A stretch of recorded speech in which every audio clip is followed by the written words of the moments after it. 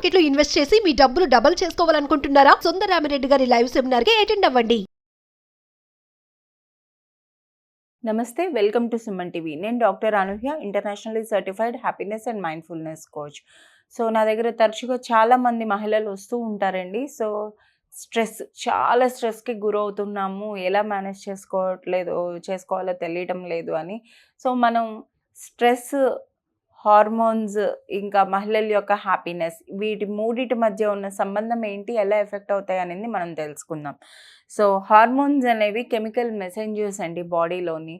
ఎప్పుడైతే అఫ్కోర్స్ మహిళలు చాలా స్ట్రెస్లో ఉంటారు, ఎందుకంటే అన్నీ సక్రమంగా చేయాలి, అంత పర్ఫెక్ట్గా ఉండాలి. ఒక అమ్మ అంటే ఇంకా అనమాట, అన్ని రెస్పాన్సిబిలిటీ అన్నీ తనదే ఉంటుంది. ఇంకా వర్కింగ్ విమెన్ అయితే వాళ్ళకి ఇంకా బాధ్యతలు అనమాట. ఆఫీస్ వర్క్ ప్లస్ హోమ్ రెండు మేనేజ్ చేసుకోవడానికి వాళ్ళ సమయాన్ని కేటాయించలేకపోతున్నారని లోపల నుంచి బాధపడుతూ ఉంటారు. అది కూడా స్ట్రెస్కి గురవుతూ ఉంటుంది. సో ఇలా స్ట్రెస్ అనేది ఎక్కువ అవటం వల్ల మన బాడీలోని కొన్ని హార్మోన్స్ ఉంటాయండి. ఇవి కెమికల్ మెసెంజర్స్ అనమాట. అవి ప్రొడ్యూస్ అవుతూ ఉంటాయి. సో అవి ఏంటి అంటే కార్టిసాల్ ఎస్పెషల్లీ దీన్ని స్ట్రెస్ హార్మోన్ అంటారు. ఎందువల్ల అంటే మన బాడీలోని స్ట్రెస్ శాతం అనేది పెరిగినప్పుడు ఈ కార్టిసాల్ యొక్క ఉత్పత్తి పెరుగుతుందన్నమాట. సో ఇది పెరగటం వల్ల మహిళలు సాధారణంగా చాలా మూడ్ స్వింగ్స్కి గురవుతూ ఉంటారు, ఇరిటబుల్గా ఉంటూ ఉంటారు. అండ్ ఇంకా చెప్పాలి అంటే వాళ్ళ వెయిట్ గెయిన్ అవుతూ ఉంటారు. ఇంకా ఈ హార్మోనల్ ఇంబ్యాలెన్స్ అనేది చాలా వస్తూ ఉంటుంది బాడీలోని. ఆక్సిటోసిన్ అండ్ సెరోటోనిన్ అని ఉంటాయి హార్మోన్స్. స్ట్రెస్ ఎక్కువ అవటం వల్ల వాటి ప్రొడక్షన్ అనేది తగ్గిపోతూ ఉంది మహిళల్లోని. ఇంకా డోపమైన్, ఇంకా ఈస్ట్రోజన్, వీటి లెవెల్స్ కూడా తగ్గిపోతూ ఉంటాయన్నమాట స్ట్రెస్ ఎక్కువ అవటం వల్ల.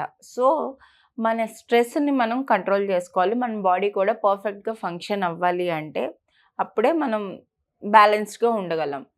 సో నిద్రలేమి, తరచూ కోపం రావటం, ఇట్లాంటివన్నీ చూస్తుంటాం. లేదా బరువు పెరగడం కారణం లేకుండా స్ట్రెస్ ఎక్కువ అవటం వల్ల ఇవన్నీ చాలా హెల్త్ ఇష్యూస్ కూడా ఫేస్ అవుతూ ఉంటారు.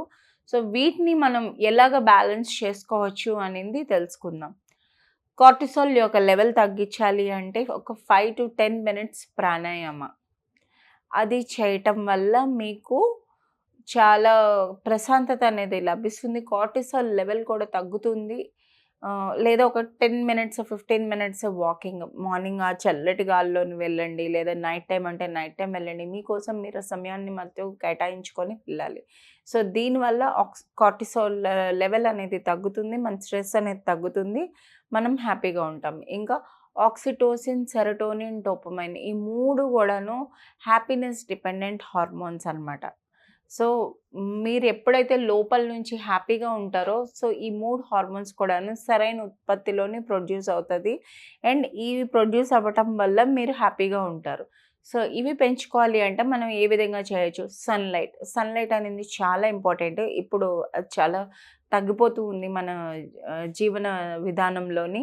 సో ఖచ్చితంగా మీరు సన్లైట్లోని ఆ సూర్యకిరణాలు అనేవి మీ బాడీకి తగలాలి, ఆ స్పర్శ అనేది ఉండాలి. సో ఒక హాఫ్ అన్ అవర్ అయినా మీరు సన్లోని మూవ్ అవుతూ ఉండటం, ఇట్లాంటివి అలవాటు చేసుకోవాలి. ఫ్రెష్ ఎయిర్ అనేది కూడా చాలా ముఖ్యం మనకి.